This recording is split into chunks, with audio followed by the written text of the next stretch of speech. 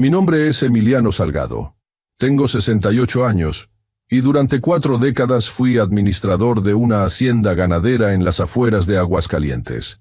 Nunca imaginé que mis propios hijos, Osvaldo y Tadeo, me encerrarían como a un perro en el cuarto trasero de mi propia casa, para quedarse con las tierras que tanto me costó mantener. Pero la vida tiene formas extrañas de sorprendernos, especialmente cuando creemos conocer a quienes más amamos. Antes de continuar con la historia, por favor, haz clic en el botón de me gusta, suscríbete al canal y comenta desde dónde estás viendo. Tu ayuda es muy importante. Esa mañana de marzo me levanté como siempre a las 5. La costumbre de madrugar nunca se va cuando has pasado la vida cuidando ganado. Preparé mi café y salí a revisar los pocos animales que aún conservaba en el terreno junto a la casa.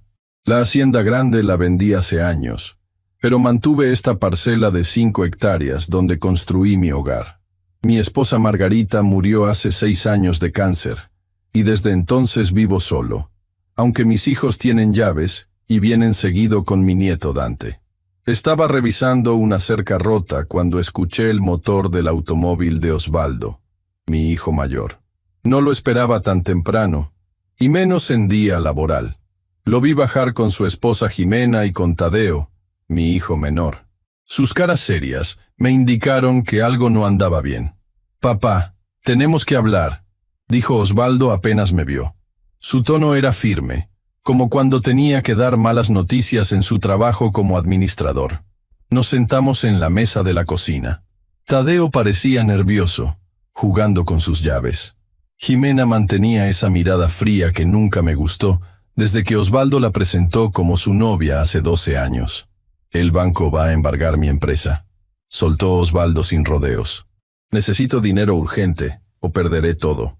Y yo debo 500,000 pesos a unos tipos que no son precisamente pacientes», añadió Tadeo, evitando mi mirada.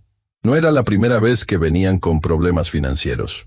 Osvaldo nunca fue buen administrador a pesar de su título, y Tadeo arrastraba una adicción a las apuestas desde los 20 años. Les había prestado dinero muchas veces, y pocas me habían devuelto algo. «¿Cuánto necesitan esta vez?», pregunté, aunque ya sospechaba la respuesta. «No es cuestión de un préstamo, papá», intervino Jimena con su voz calculadora. «La situación es más grave. Necesitamos vender este terreno». Sentí como si me hubieran dado un golpe en el estómago. Esta tierra era lo último que me quedaba después de una vida de trabajo. Aquí planeaba pasar mis últimos años, cerca de mis recuerdos, de la tumba de Margarita en el pueblo cercano. «Esto no está en venta», respondí con firmeza. «Puedo prestarles algo de mis ahorros, pero la tierra no». Vi cómo intercambiaban miradas. Había algo que no me estaban diciendo. «Papá, ya tenemos un comprador interesado», continuó Osvaldo. «Es un desarrollador que quiere construir un fraccionamiento. Ofrece 15 millones. Es una fortuna. No me importa si ofrece el doble. Esta tierra no se vende», insistí levantando la voz. «¿Por qué no venden sus coches de lujo o el departamento en la playa que casi nunca usan?» Tadeo se levantó bruscamente de la mesa. «Siempre has sido un terco egoísta. Nos criaste diciéndonos que todo esto sería nuestro algún día, y ahora prefieres ver cómo nos hundimos. Lo que les enseñé fue a trabajar duro, no a esperar herencias», respondí. «Y si hubieran escuchado mis consejos, no estarían metidos en estos problemas». La discusión escaló rápidamente. Jimena mencionó que yo ya estaba viejo para manejar tanta tierra solo. Osvaldo sugirió que mi comportamiento errático era preocupante. Tadeo directamente me acusó de preferir mis tierras a mi propia familia. «Ya basta», dije finalmente. Esta conversación se terminó. No venderé mi tierra. Punto final. Pensé que se irían enojados como otras veces. Pero algo cambió en sus rostros. Una determinación fría que nunca había visto antes.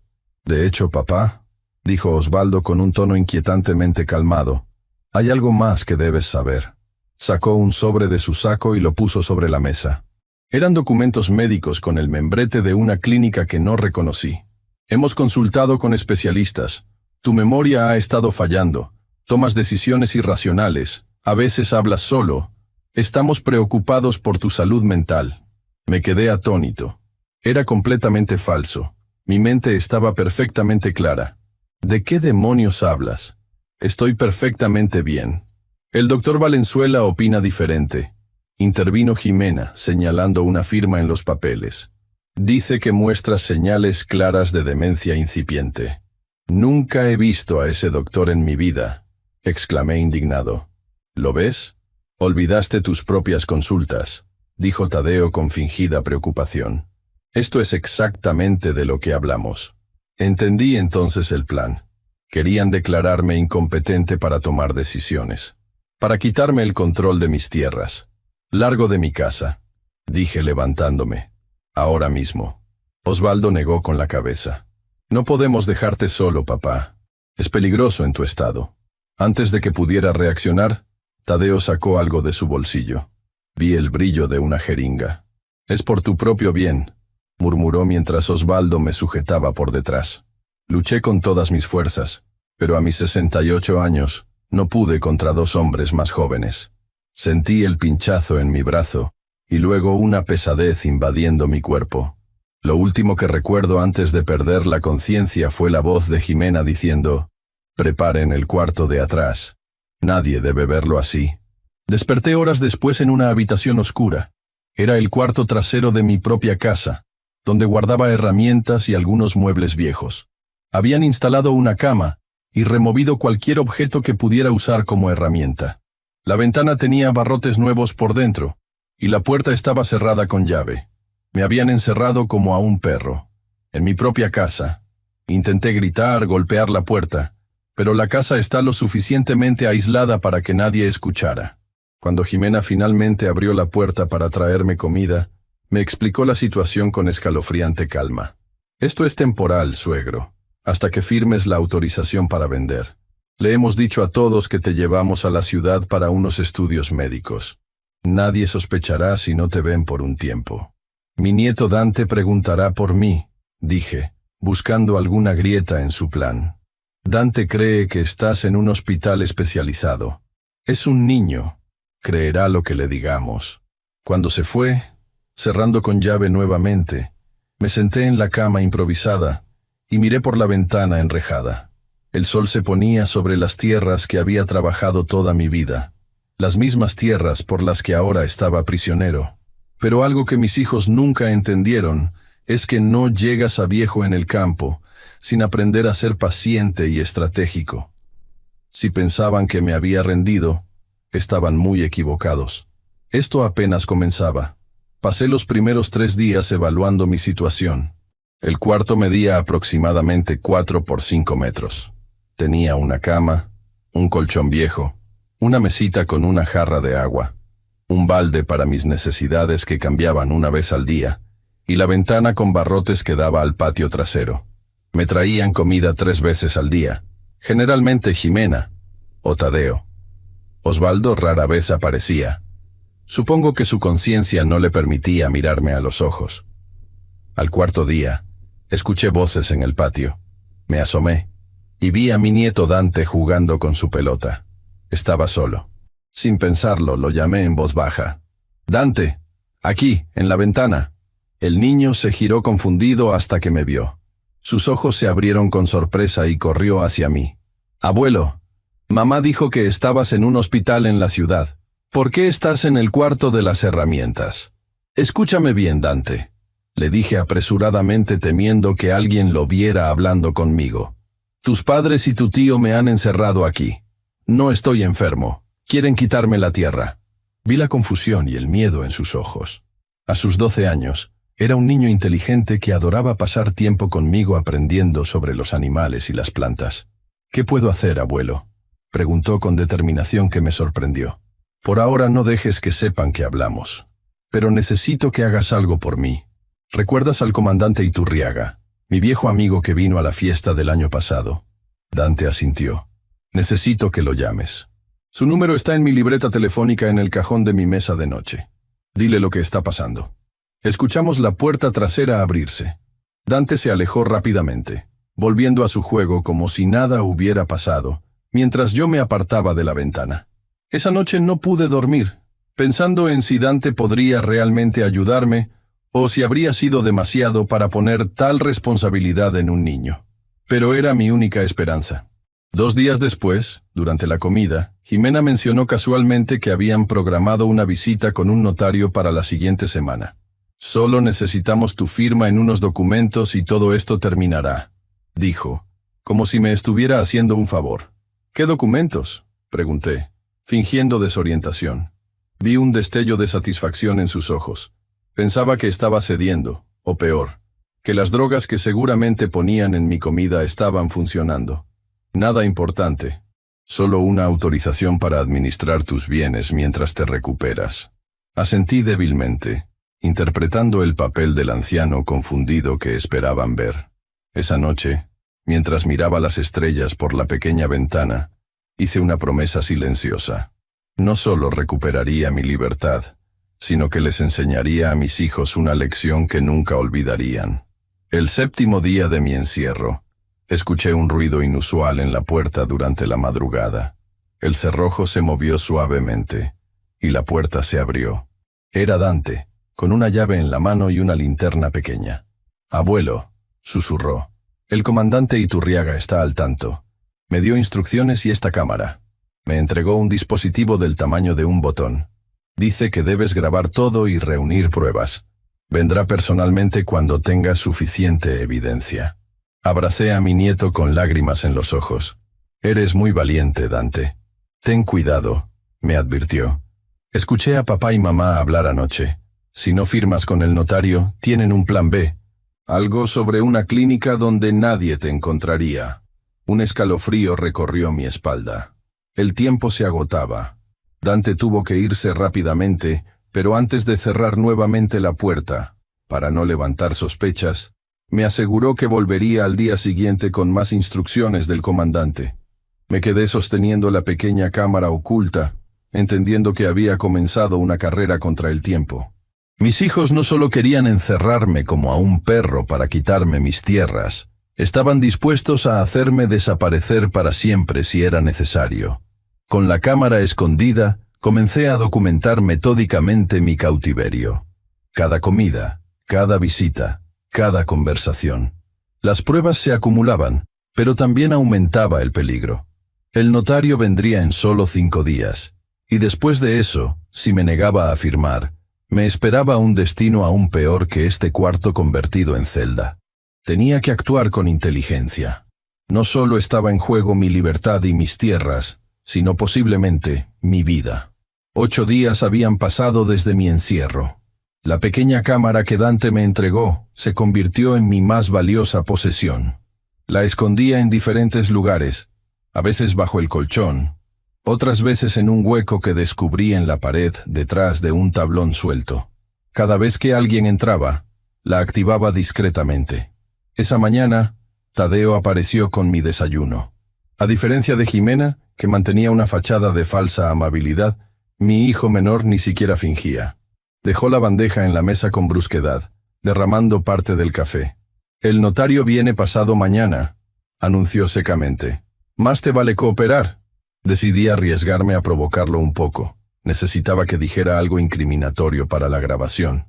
«¿Por qué haces esto, Tadeo? ¿Tanto necesitas el dinero?». Se giró con una mueca de desprecio. «¿Sabes cuánto debo? Esos tipos ya me rompieron 2 dedos como advertencia. La próxima vez no serán tan amables. Siempre has tenido problemas con las apuestas, pero esto... encerrar a tu propio padre. No me sermonees. Toda mi vida escuchando tus discursos sobre responsabilidad, mientras tú te aferras a estas tierras improductivas. 15 millones de pesos, viejo. Con eso pagaría mis deudas, y todos viviríamos mejor.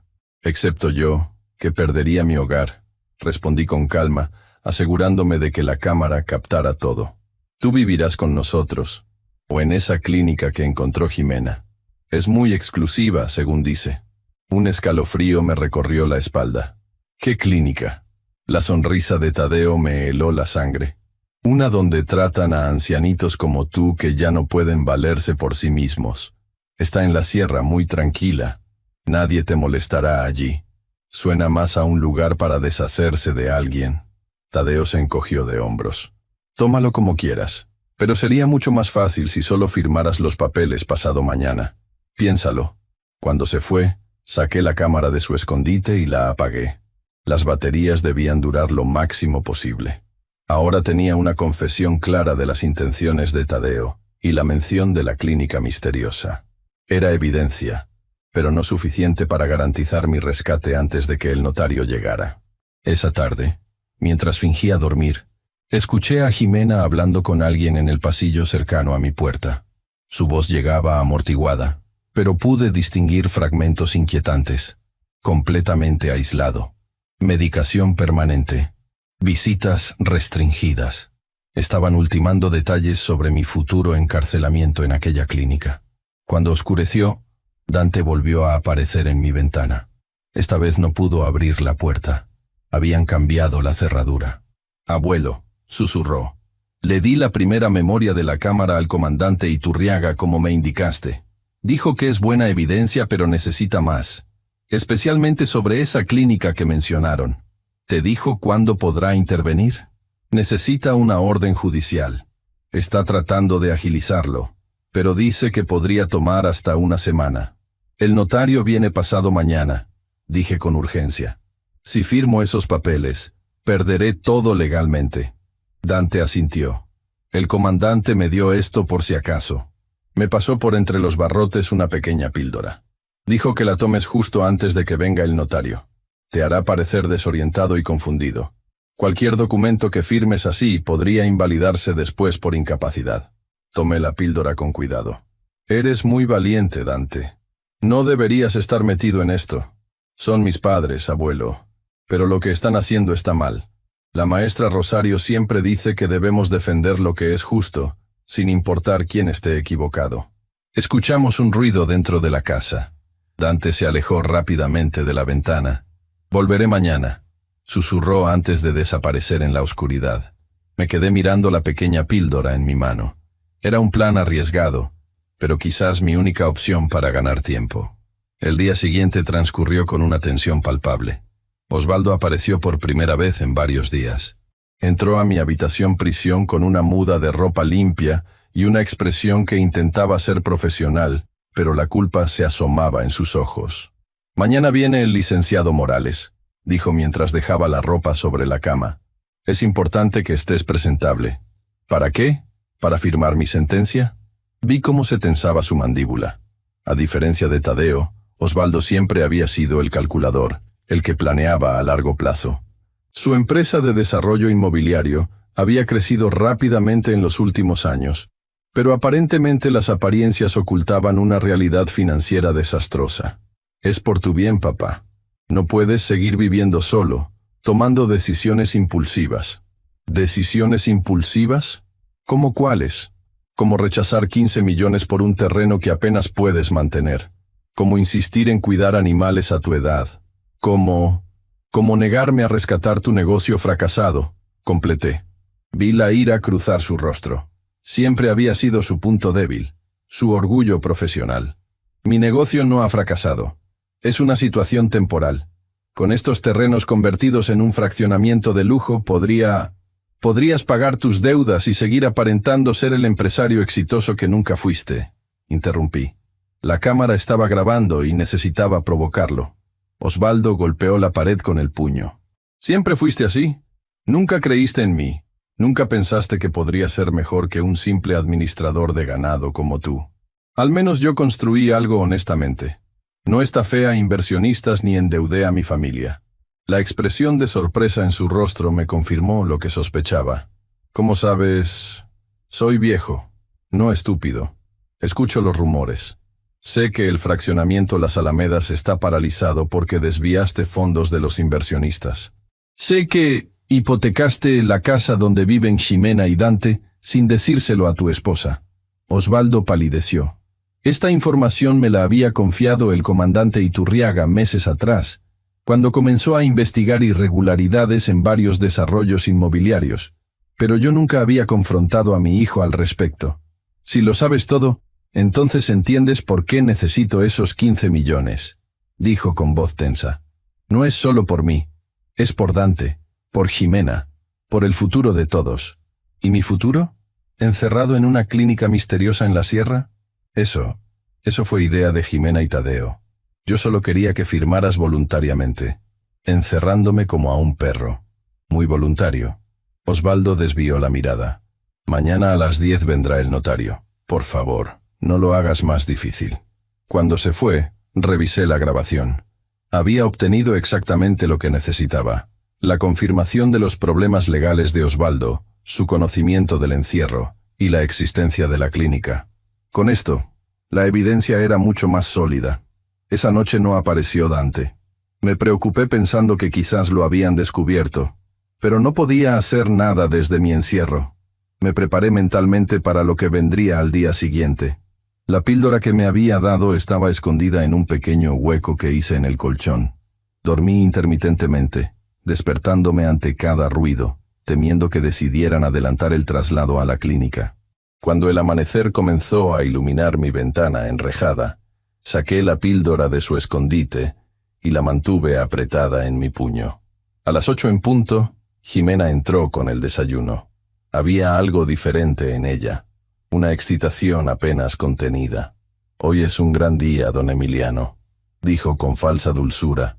«El licenciado Morales vendrá en unas horas y después podremos comenzar una nueva etapa. ¿No es maravilloso?» «¿Dónde está Dante?», pregunté. «Quiero verlo antes de firmar cualquier cosa». Vi un destello de inquietud en sus ojos. «Dante está en la escuela como todos los días. Lo verás después». Mentía. Era sábado y no había clases. «Quiero verlo. Es mi condición para cooperar hoy». Jimena pareció calcular sus opciones. «Veré qué puedo hacer», dijo finalmente antes de salir.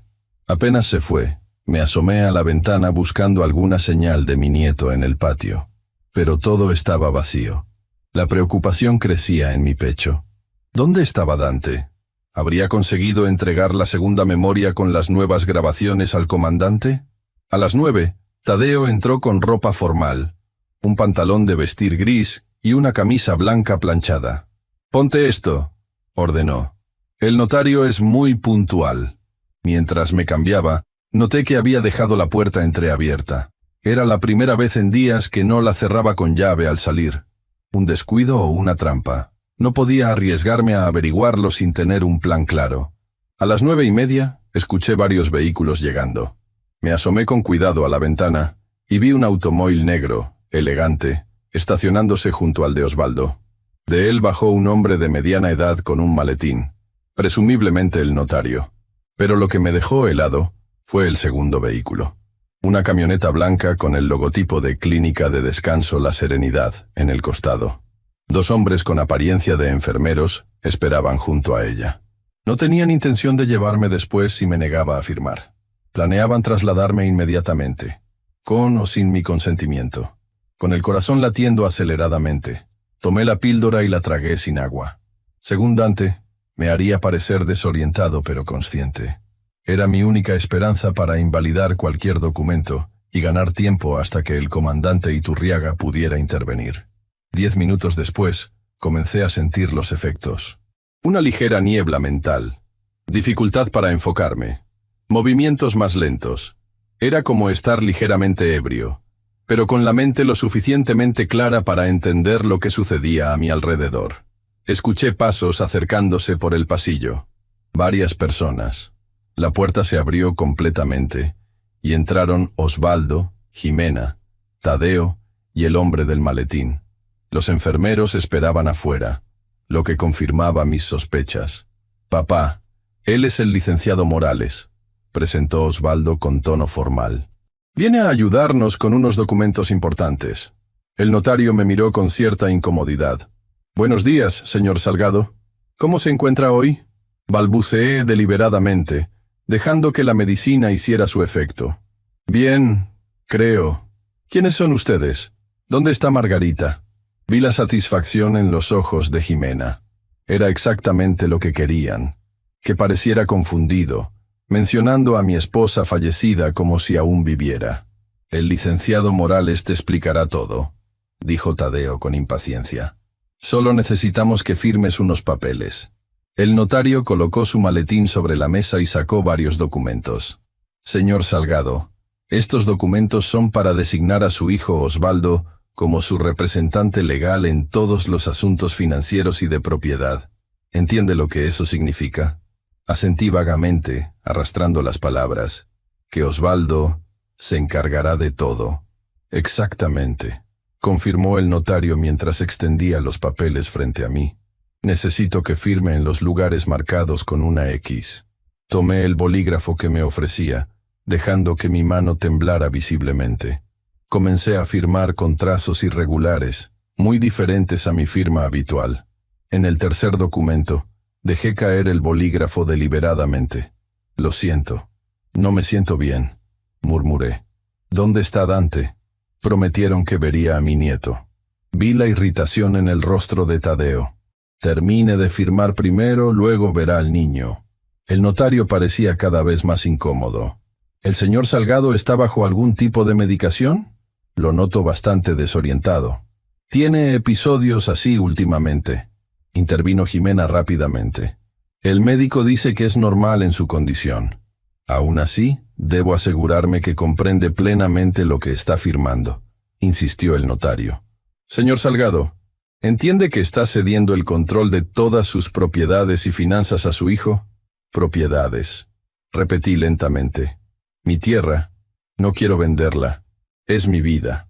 Nadie habla de vender nada, papá, mintió Osvaldo con voz tensa. Es solo para administrarla mejor. En ese momento, como si fuera una señal divina, escuché un sonido que me devolvió la esperanza. El ladrido de Canelo, el perro guardián de la propiedad vecina. Solo ladraba así cuando llegaba alguien desconocido. Alguien que no era de la familia. ¿Esperan a alguien más?, preguntó el notario al escuchar los ladridos. Tadeo se asomó por la pequeña ventana. Su rostro palideció instantáneamente. «Mierda. Es la policía». Osvaldo se acercó para confirmar. «¿Qué demonios hacen aquí? Terminen con esto rápido», urgió Jimena al notario. «Necesitamos esas firmas ahora».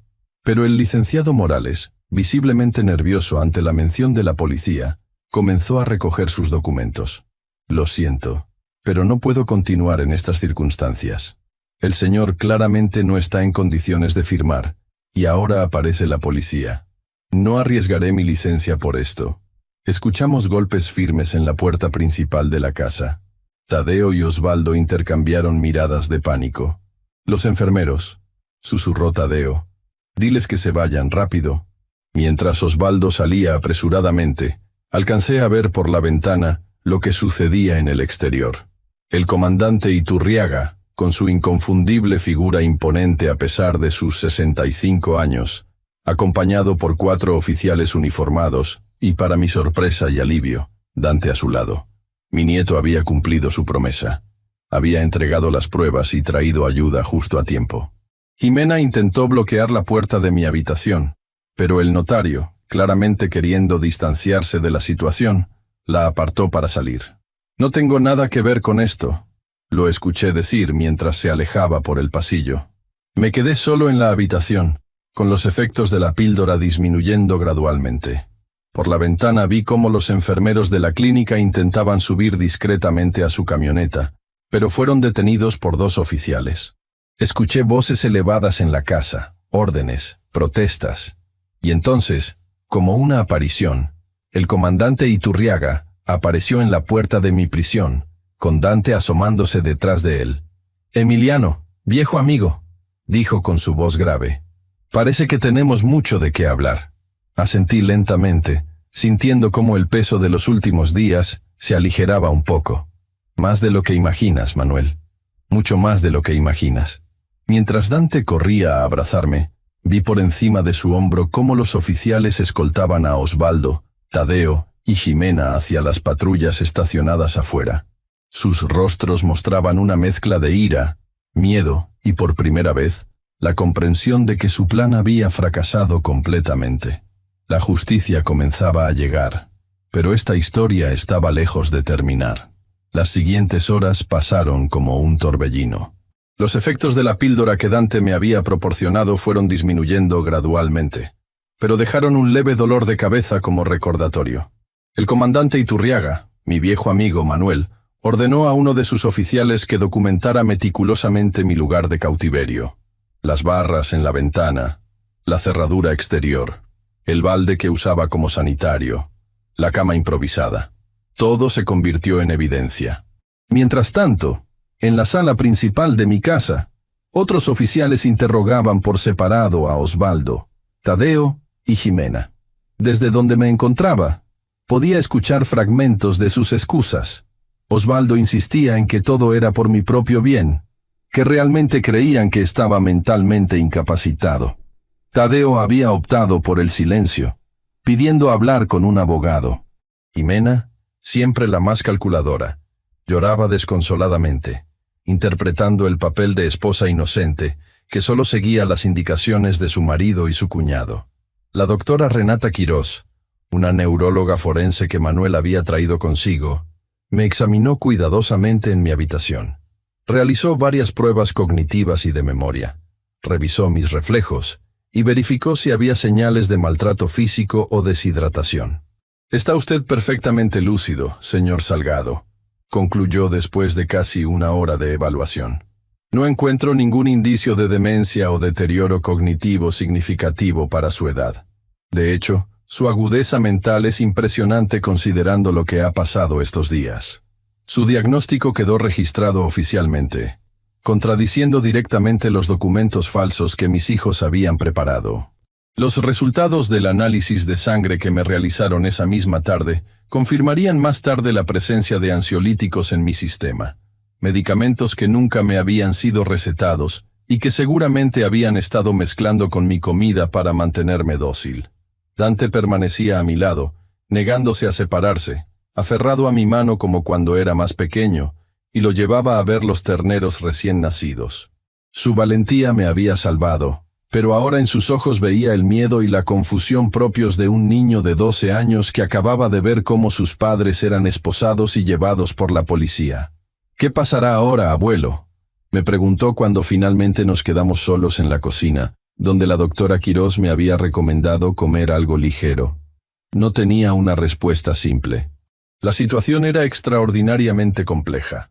Mis hijos enfrentaban cargos graves de secuestro, intento de fraude, falsificación de documentos médicos y posiblemente conspiración para internamiento forzoso.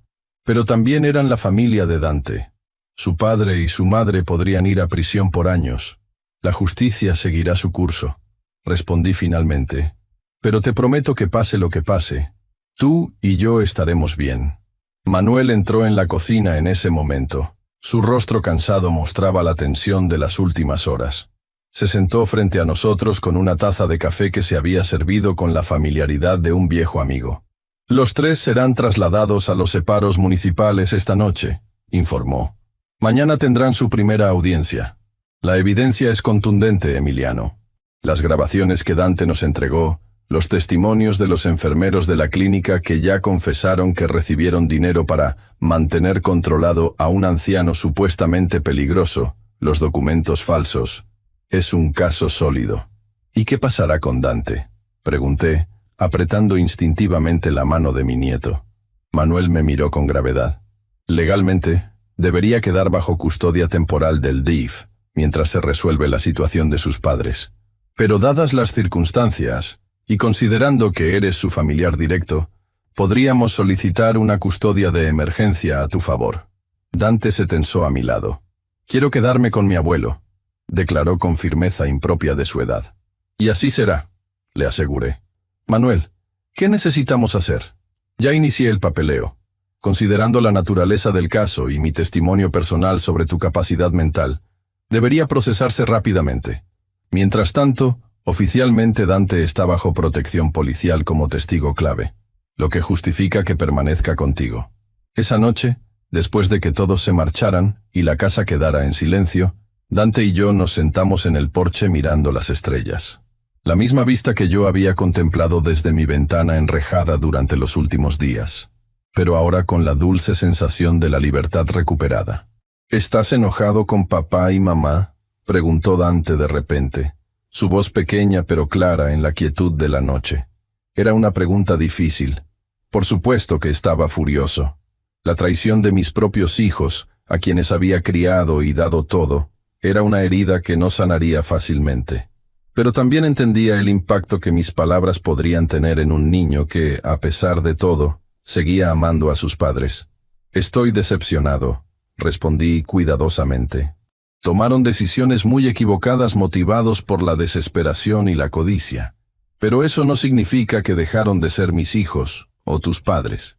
La maestra Rosario dice que todos merecemos segundas oportunidades si realmente nos arrepentimos, comentó Dante, mencionando nuevamente a esta maestra, que parecía tener una influencia positiva en él. Tu maestra es sabia, concedí. El perdón es posible, pero también hay consecuencias que debemos afrontar por nuestras acciones. Nos quedamos en silencio nuevamente, cada uno perdido en sus pensamientos. Eventualmente, noté que Dante comenzaba a cabecear, vencido por el agotamiento emocional y físico de los últimos días. Lo llevé a la habitación de huéspedes y lo arropé como no hacía desde que era un niño pequeño. Gracias por salvarme, Dante. Susurré cuando ya estaba casi dormido. Eres el hombre más valiente que conozco. Una pequeña sonrisa apareció en su rostro mientras se sumergía en el sueño. Al menos él podría descansar. Para mí, el sueño tardó en llegar esa noche, mi mente repasando incansablemente los eventos recientes y preparándose para los desafíos que seguramente vendrían. A la mañana siguiente, Manuel llegó temprano con noticias. La audiencia inicial estaba programada para las 10.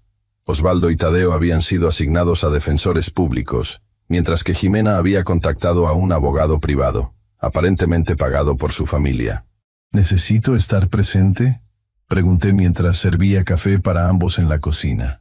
Dante aún dormía, agotado por los eventos de los días anteriores. No es obligatorio en esta etapa, pero sería conveniente. Tu presencia reforzará la gravedad del caso ante el juez. ¿Y Dante? Mejor que se quede aquí. Mi compañera, la oficial Domínguez, puede quedarse con él.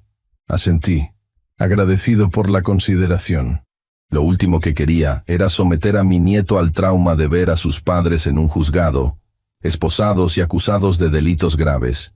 Mientras me preparaba para salir, revisé mi teléfono celular que había sido recuperado de la habitación de Osvaldo. Tenía docenas de llamadas perdidas y mensajes de vecinos, amigos y conocidos que se habían preocupado por mi repentina hospitalización.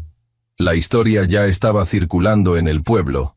Don Emiliano Salgado había sido secuestrado por sus propios hijos por una disputa de tierras.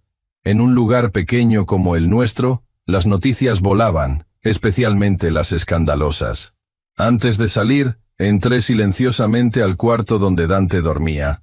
Su rostro estaba tranquilo en el sueño, ajeno momentáneamente a la tormenta que sacudía nuestra familia.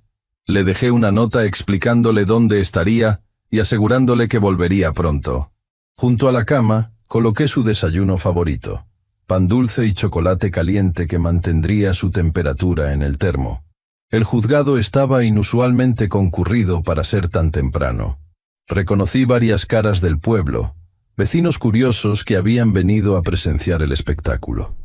Me saludaban con una mezcla de compasión y esa mórbida fascinación que despierta la desgracia ajena. Mantuve la cabeza alta y les devolví el saludo con dignidad. No era yo quien debía sentir vergüenza. La sala de audiencias era austera pero imponente con su mobiliario de madera oscura y el escudo nacional presidiendo desde la pared principal. Me senté en la primera fila junto a Manuel, quien, aunque no era el fiscal del caso, había sido fundamental en la investigación y sería llamado como testigo. Cuando trajeron a mis hijos, sentí un nudo en el estómago que no esperaba. Osvaldo, siempre tan preocupado por las apariencias, parecía desencajado en el uniforme naranja de los detenidos. Tadeo mantenía su habitual expresión desafiante, pero evitaba mirar en mi dirección. Jimena, por su parte, había logrado verse sorprendentemente compuesta a pesar de las circunstancias, y noté que su abogado parecía confiado. El juez, un hombre de unos 50 años con expresión severa, dio inicio a la audiencia. El fiscal presentó los cargos con detalle clínico, reproduciendo fragmentos seleccionados de mis grabaciones.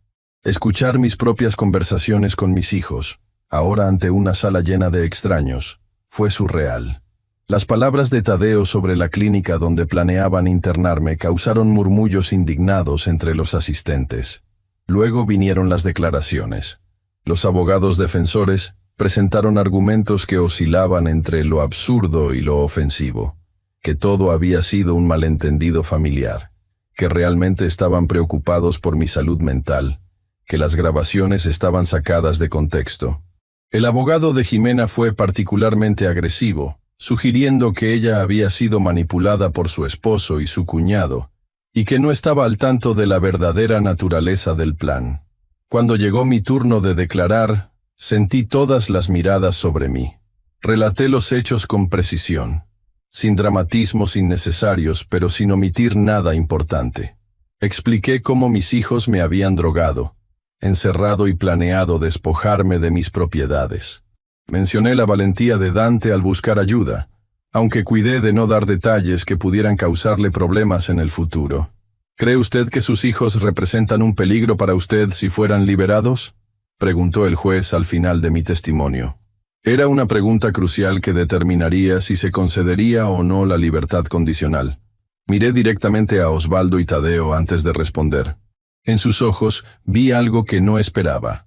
Osvaldo mostraba genuina vergüenza, mientras que Tadeo parecía furioso, pero también asustado. Creo que estaban desesperados y tomaron decisiones terribles, respondí finalmente. Pero también creo que ahora, expuestos públicamente y bajo la mirada de la ley, no se atreverían a intentar algo similar. El juez asintió, considerando mi respuesta. Finalmente, después de escuchar a todos los testigos, incluyendo a Manuel y a la doctora Quiroz, tomó su decisión. Osvaldo y Tadeo permanecerían detenidos mientras se completaba la investigación, considerando la gravedad de los cargos y el riesgo de fuga, especialmente en el caso de Tadeo, cuyos acreedores del mundo de las apuestas representaban un factor de presión adicional. Jimena, sin embargo, recibió libertad condicional con la prohibición de acercarse a mí o a Dante, y la obligación de reportarse diariamente al juzgado. Mientras salíamos del tribunal, Manuel me explicó que la decisión era bastante estándar. El caso irá a juicio en unas semanas. Con la evidencia que tenemos, es probable que Osvaldo y Tadeo enfrenten varios años de prisión. Jimena quizás menos, dependiendo de si su abogado logra convencer al jurado de que su participación fue menor. ¿Y qué pasará con la custodia de Dante?, pregunté, pues era lo que más me preocupaba en ese momento. Tendremos una audiencia separada para eso la próxima semana. Pero con Osvaldo detenido y Jimena bajo restricciones legales, tus posibilidades son muy buenas. Regresamos a casa en silencio, cada uno procesando los eventos de la mañana. Encontramos a Dante en el patio trasero, ayudando a la oficial Domínguez a alimentar a mis animales. Verlo ocupado en esa tarea tan familiar, algo que habíamos compartido desde que era muy pequeño, me dio un rayo de esperanza en medio de toda esta oscuridad. ¿Cómo estuvo todo?, preguntó en cuanto nos vio. Tu mamá está en libertad condicional, pero no puede acercarse a nosotros por ahora, expliqué con cuidado. Tu papá y tu tío permanecerán detenidos mientras continúa el proceso. Dante asintió, su rostro una mezcla de alivio y preocupación. ¿Puedo hablar con mamá por teléfono al menos? Miré a Manuel, quien se encogió ligeramente de hombros, dejándome la decisión. Supongo que eso estaría bien, siempre que la oficial Domínguez esté presente durante la llamada, concedí. No quería aislar a Dante de su madre, a pesar de todo. Los errores de Jimena no deberían castigar también a mi nieto. Esa tarde, después de que Dante hablara brevemente con su madre, una conversación tensa pero necesaria, Manuel me llevó aparte para una conversación privada. Su expresión era grave. Hay algo que debes saber, Emiliano. Cuando investigamos a tus hijos, encontramos información preocupante sobre sus finanzas. Me mostró una carpeta con documentos, estados de cuenta, contratos, pagarés. Resultaba que la situación era aún peor de lo que imaginaba. Osvaldo no solo había hipotecado su casa sin conocimiento de Jimena, sino que había utilizado documentos falsificados con mi firma para obtener préstamos usando mis tierras como garantía. Tadeo, por su parte, debía más de 1 millón de pesos a prestamistas vinculados con el crimen organizado, quienes ya habían comenzado a presionar, no solo a él, sino también a Osvaldo para cobrar. La venta de tus tierras era su última esperanza antes de que todo se derrumbara, explicó Manuel. El comprador, un tal Joaquín Mondragón, está siendo investigado por lavado de dinero. Parece que tus hijos se habían metido con gente muy peligrosa. Sentí un escalofrío recorrer mi espalda. No se trataba solo de codicia o desesperación financiera. Mis hijos habían estado jugando con fuego, involucrándose con criminales y arriesgando no solo su libertad, sino potencialmente sus vidas. ¿Existe algún peligro para Dante o para mí?, pregunté, pensando inmediatamente en la seguridad de mi nieto. Es una posibilidad que estamos considerando seriamente, admitió Manuel. Por eso he asignado vigilancia discreta a tu propiedad. La oficial Domínguez permanecerá aquí por unos días y habrá patrullas regulares en la zona. Mientras asimilaba esta nueva y perturbadora información, escuchamos el sonido de un vehículo aproximándose por el camino de entrada. Manuel se tensó inmediatamente, llevando su mano instintivamente hacia su arma reglamentaria. ¿Esperas visitas?, preguntó en voz baja. Negué con la cabeza. A través de la ventana, vimos un elegante automóvil negro detenerse frente a la casa. De él descendió un hombre de mediana edad, vestido con un traje caro pero discreto. Incluso desde la distancia, su presencia emanaba autoridad y cierta amenaza velada. «Joaquín Mondragón», murmuró Manuel reconociéndolo, «el comprador interesado en tus tierras». Mi corazón dio un vuelco. El hombre que había estado dispuesto a pagar 15 millones por mi propiedad, posiblemente para lavar dinero del crimen organizado, estaba ahora parado frente a mi casa. Y algo me decía que no había venido simplemente a presentarse. La aparición de este hombre cambiaba todo. Ya no se trataba solo de una traición familiar o un intento de fraude. Ahora estábamos potencialmente frente a algo mucho más peligroso. Algo que podría poner en riesgo no solo mi patrimonio, sino nuestras vidas. Manuel se dirigió hacia la puerta, su postura tensa pero profesional. «Déjame manejar esto», dijo, «y asegúrate de que Dante permanezca dentro con la oficial Domínguez». Mientras Manuel salía a enfrentar a nuestro visitante inesperado, me quedé en la ventana, observando el inicio de lo que presentía sería una nueva y peligrosa fase en esta pesadilla que comenzó cuando mis propios hijos me encerraron como a un perro. Desde la ventana, observé cómo Manuel se acercaba con paso firme hacia Joaquín Mondragón. Los dos hombres se saludaron con esa formalidad tensa que revela desconfianza mutua. No podía escuchar su conversación, pero el lenguaje corporal era elocuente.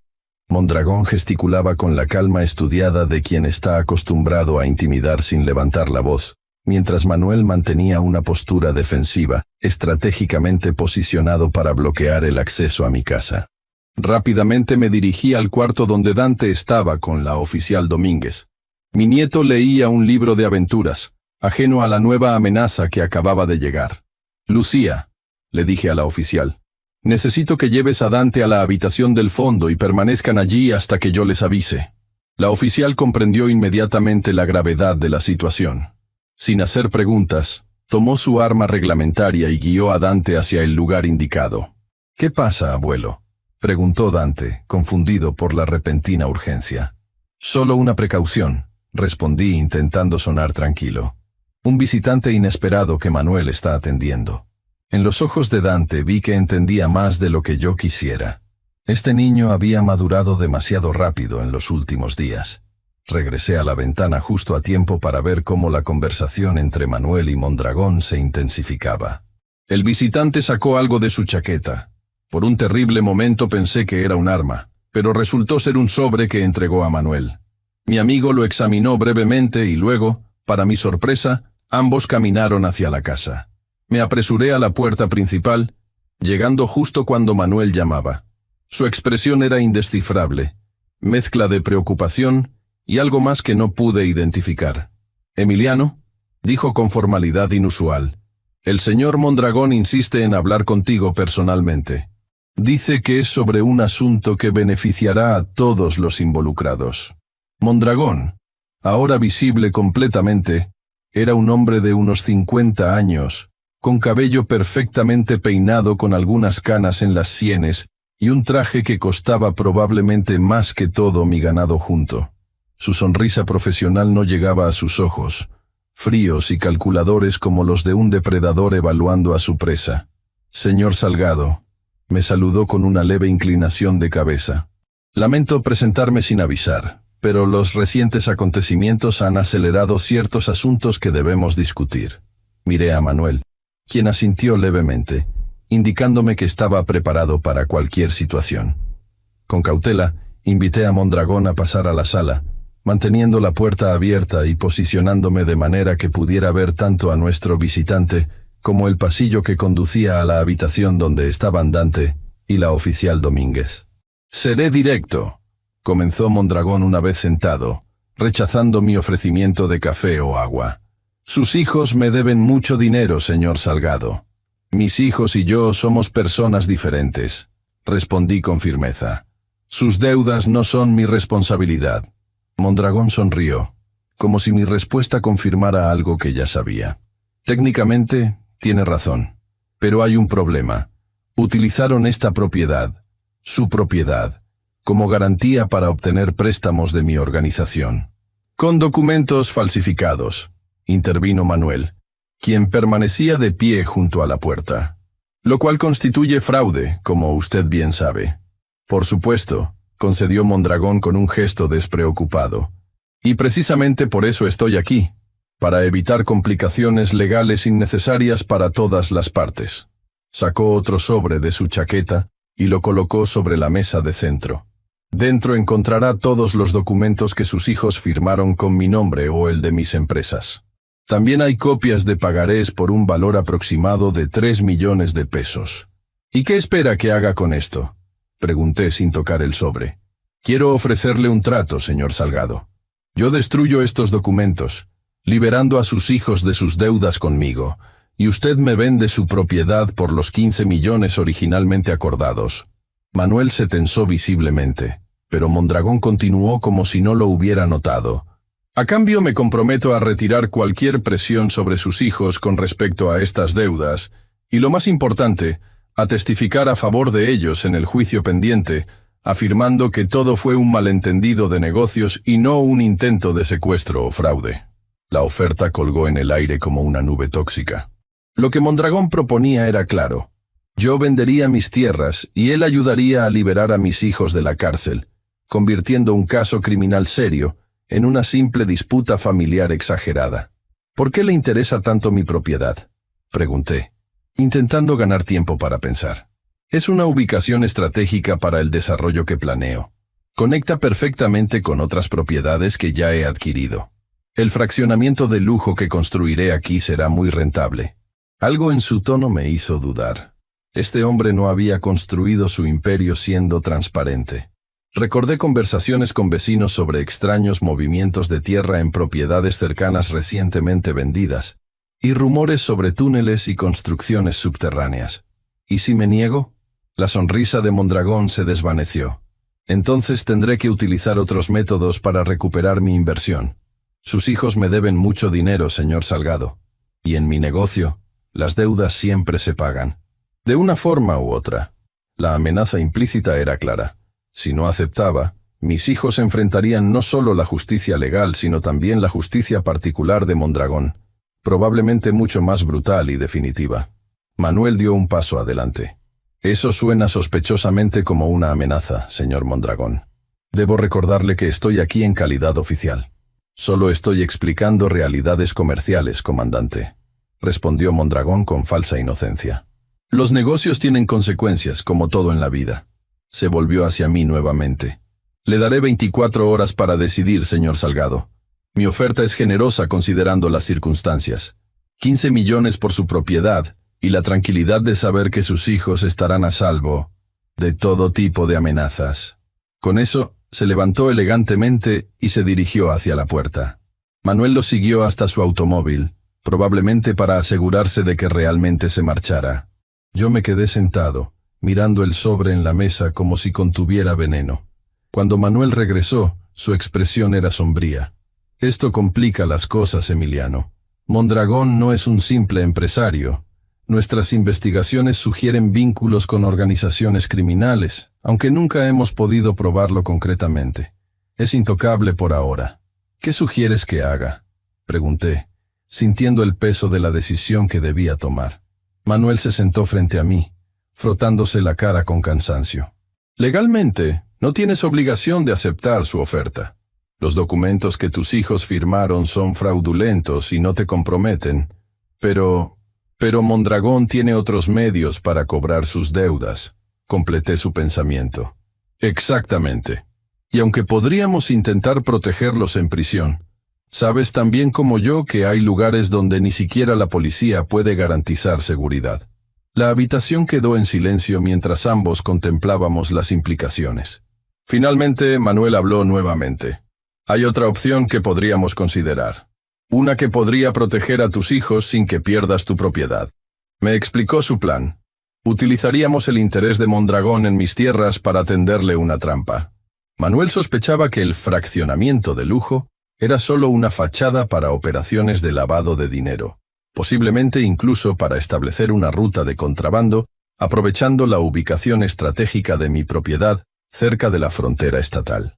Si aceptas aparentemente su oferta y grabamos las negociaciones subsecuentes, podríamos obtener evidencia concreta de sus actividades ilícitas, evidencia que podría ser suficiente para finalmente presentar cargos contra él. Era arriesgado, extremadamente arriesgado. Estaríamos provocando a un hombre poderoso y peligroso. Pero también podría ser la única forma de proteger a mis hijos sin sacrificar las tierras que tanto significaban para mí. ¿Y mis hijos?, pregunté. ¿Cómo los mantenemos seguros mientras tanto? Puedo solicitar que sean trasladados a una instalación de máxima seguridad, bajo el pretexto de que hemos recibido amenazas creíbles contra ellos. No sería mentira. Mientras consideraba mis opciones, la oficial Domínguez apareció en la puerta de la sala. Comandante don Emiliano, el niño está preguntando si puede salir ya. Está preocupado. Miré a Manuel, quien asintió. El perímetro está asegurado. Mondragón se ha ido. Cuando Dante entró en la sala, su expresión me partió el corazón. Había miedo en sus ojos, pero también determinación.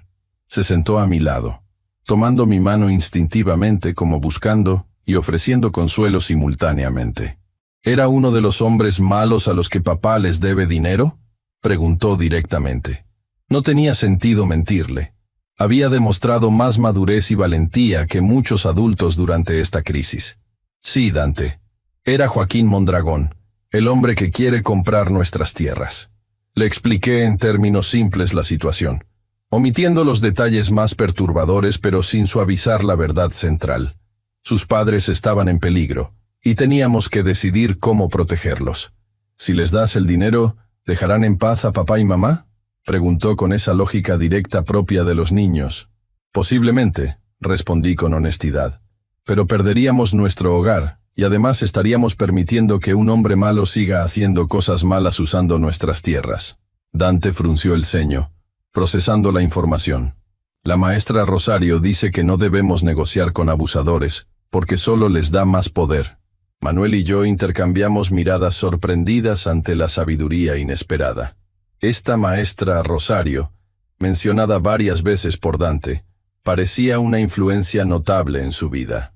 Tu maestra tiene razón, dijo Manuel, y por eso estamos considerando otra opción. Le explicamos el plan de la trampa en términos generales, asegurándonos de que entendiera que su papel sería mantenerse seguro y alejado de todo el asunto. Para mi sorpresa, Dante asintió con seriedad. Como cuando fingiste estar confundido para que el notario no te hiciera firmar, observó. Una trampa para atrapar al hombre malo. Exactamente, confirmé, impresionado por su comprensión. Esa noche, después de que Dante se fuera a dormir, Manuel y yo finalizamos los detalles del plan. Contactaría a Mondragón al día siguiente, indicándole que estaba dispuesto a considerar su oferta, pero necesitaba discutir algunos términos. La reunión se realizaría en mi casa, donde Manuel habría instalado previamente equipos de grabación sofisticados. Mientras tanto, se aseguraría de que mis hijos fueran trasladados a una instalación segura bajo protección especial. Es arriesgado, Emiliano, advirtió Manuel por enésima vez. Mondragón es peligroso y tiene recursos. Si sospecha algo, es un riesgo que debo tomar, respondí con determinación. Por mis hijos, a pesar de lo que hicieron. Y por Dante, que merece crecer en un entorno seguro.